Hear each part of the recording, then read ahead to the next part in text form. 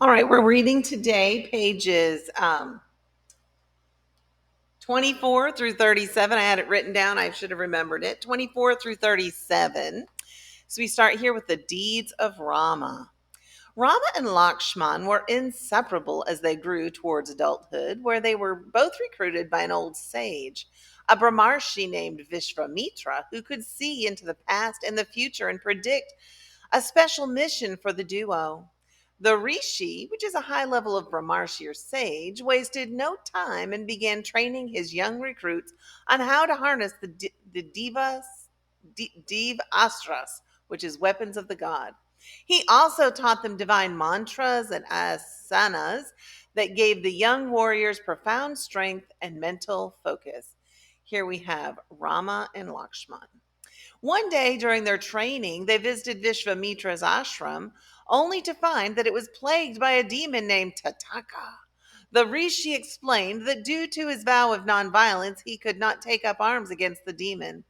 Instinctively, Rama drew back his bow, and the disrespectful demon was soon vanquished. As Vishvamitra performed last rites for the slain demon, he explained that Rama's action that day would have ramifications in the future and cautioned him to always be mindful of his duty. Oh my, look at this.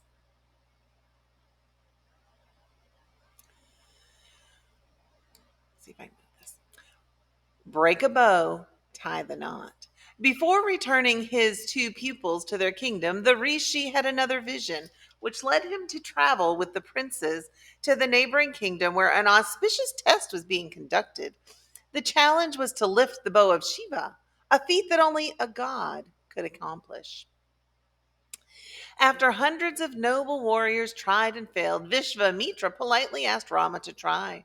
In a single motion, the blue prince placed his hand on the bow and lifted it high over his head. He quickly strung the bow. As it pulled back, it snapped and broke into pieces. And luckily, this accident was considered a miracle and was cause for great celebration, as whoever was able to lift the bow would also win the hand of Princess Sita, who was actually an avatara of the goddess Lakshmi.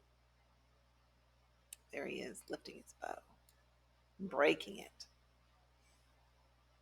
Oh, that's Rama and Sita. Rama and Sita. Sita's father immediately dispatched his fastest messengers to Rama's kingdom to report the good news and to invite his royal court to a wedding.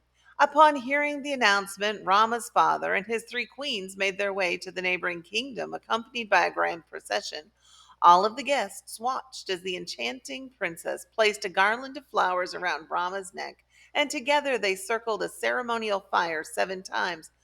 Thus, they were married, and both kingdoms rejoiced. Rama's father was so pleased that he announced his retirement and proudly declared Rama and Sita the new king and queen. The royal couple lived happily ever after. Well, not quite.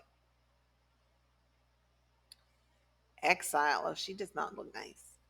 Kikii, one of Rama's stepmothers, decided that her own son Bharata should be the next king and hatched a plot to do away with the Blue Prince.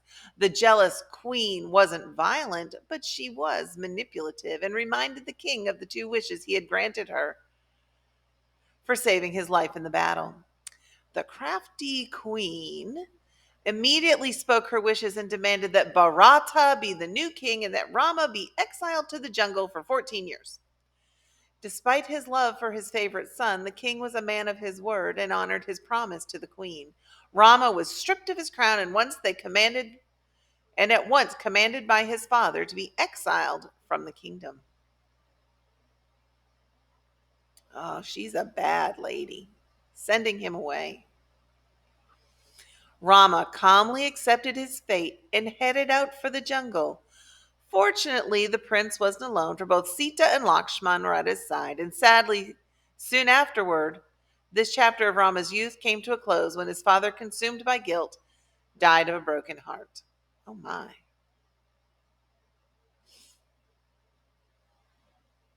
Here they are in the jungle.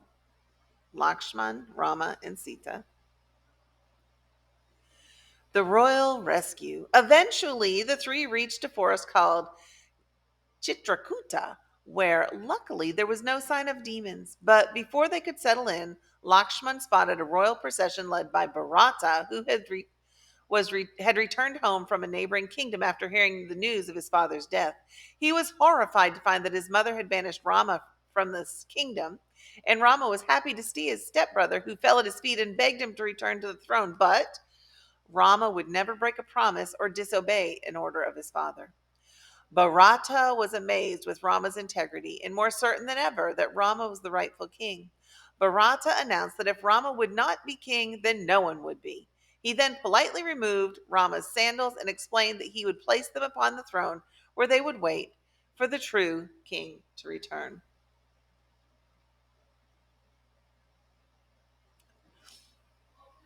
There he's taking his sandals off. Sacred shoes. There it is. Under a cloud of gloom, Bharata returned to his kingdom and kept to his word. He placed Rama's sandals upon the empty throne to act as a symbol of Rama's rule. Bharata and Shatrughna then left their court and began their own exile, determined to wait for the 14 years until Rama could return. Swindled out of his kingdom by a jealous queen and stripped of his sandals by her guilt-ridden son, Rama prepared for life himself, a rough road ahead. And there are his shoes. That's the end of this section.